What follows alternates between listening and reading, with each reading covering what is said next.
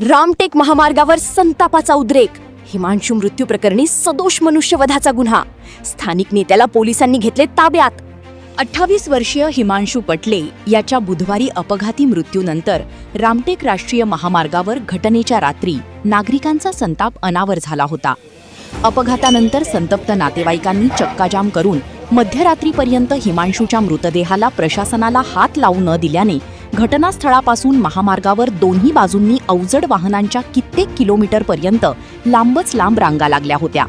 दरम्यान पोलिसांचे ताफे बोलावून घेत उपविभागीय अधिकारी मयंक माधव यांनी परिस्थिती आटोक्यात आणून गर्रा बघेडा येथील टिप्परचा चालक 50 वर्षीय विनोद हरिभाऊ शेरपुरे व 58 वर्षीय राजकीय पुढारी शंकर राऊत यांना चक्क क्लीनर दाखवून दोघांविरुद्ध सदोष मनुष्यवधाचा गुन्हा दाखल करण्यात आल्याची माहिती पुढे आली आहे.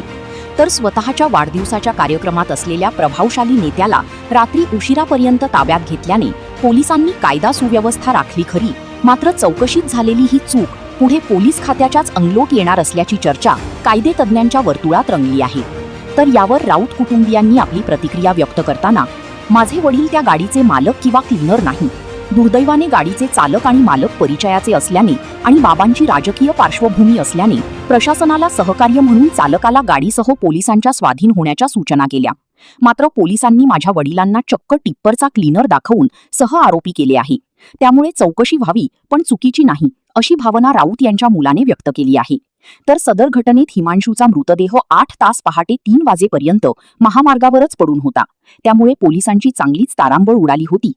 तर ते टिप्पर शंकर राऊत यांचेच असल्याची कबुली खुद्द आरोपी चालकाने दिली असून पीडित कुटुंबियांनी राऊत यांच्याच नावाने पोलिसांत तक्रार दिल्याची माहिती आहे. हे विशेष.